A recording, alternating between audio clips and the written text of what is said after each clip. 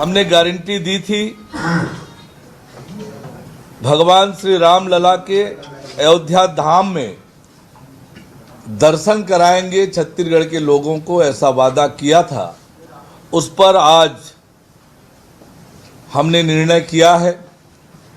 जैसा कि आप सभी को पता है कि 22 जनवरी को अयोध्या में श्री रामलला के प्राण प्रतिष्ठा का भव्य कार्यक्रम होने जा रहा है।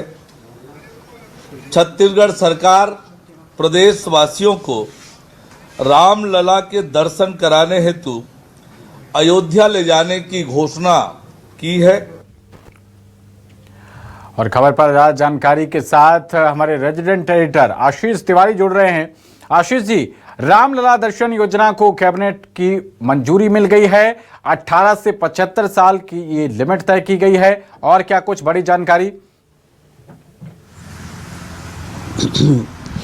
देखिए, बीजेपी का ये चुनावी वादा था। बीजेपी ने जब अपना मैनिफेस्टो जारी किया था, तब केंद्रीय गृह मंत्री अमित शाह आए थे। तब मैनिफेस्टो जारी करते हुए एक बड़ा ऐलान किया था कि यदि सूबे में बीजेपी की सरकार बनती है तो रामलला के दर्शन के लिए एक योजना बनाई जाएगी। 22 तारीख को प्राण प्रतिष्ठा होना है। देश भर में एक जश्न का माहौल इस वक्त बन रहा है।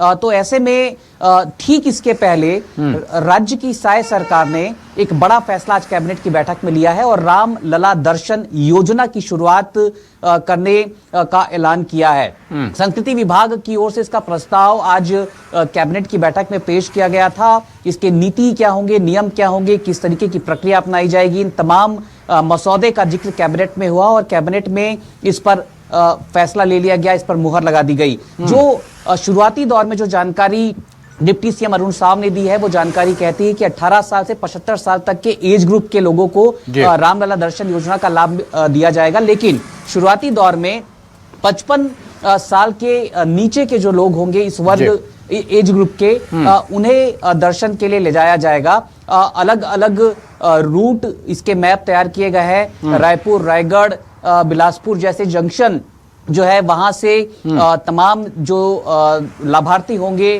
उन्हें अयोध्या लेकर जाने की व्यवस्था सरकार ने की है। IRTC से बाकायदा अनुबंध किया गया है। साथ ही साथ वाराणसी को भी एक हॉल्ट स्टेशन बनाया गया है, जहां पर काशी विश्वनाथ के दर्शन होंगे। तो अपने चुनावी एजेंडे को आज बीजेपी ने एक फैसले के तौर पर बीजेपी सरकार ने इस पर मुहर लगा दी है।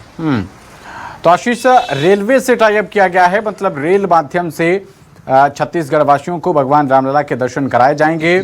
और इसी के साथ ये भी बताया जा रहा है, जैसा आपने कहा कि कोई चुनावी वक्त है और इस लिहाज से एक बड़ी आबादी की भावनाएं जुड़ी हुई हैं। रामलला दर्शन को लेकर ये योजना काफ़ी ज़्यादा काम करती हुई नजर आएगी। अब रिएक्शन क्या आए हैं इस एक्शन के बाद, उनका भी जिक्र कर लेते हैं। आपकी बात हुई हो अगर किसी विपक्षी पार्टी के, कांग्रेस के किसी नेता से, या फिर जनता के बीच किस तरीके का माहौल है?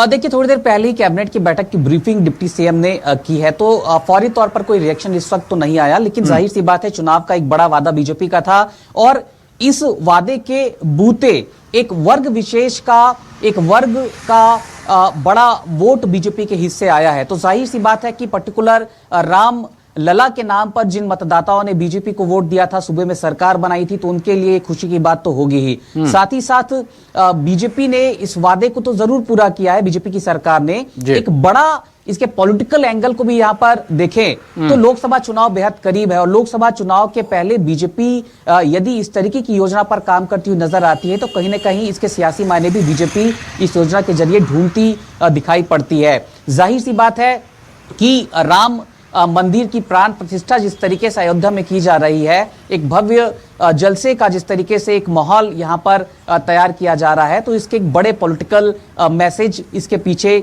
छिपे हुए नजर आते हैं। राज्य सरकार का आज का लिया गया फैसला भी इस फैसले के निहितार्थ इस रूप में देखा जा रहा है कि बीजेपी इस फैसले के जरिए जरूर एक नीतिगत फैसला सरकार का है, लेकिन इसके राजनीतिक फायदे भी लोकसभा चुनाव के दौरान बीजेपी के हिस्से जाएगा, ये बीजेपी इस वक्त सोच रही है।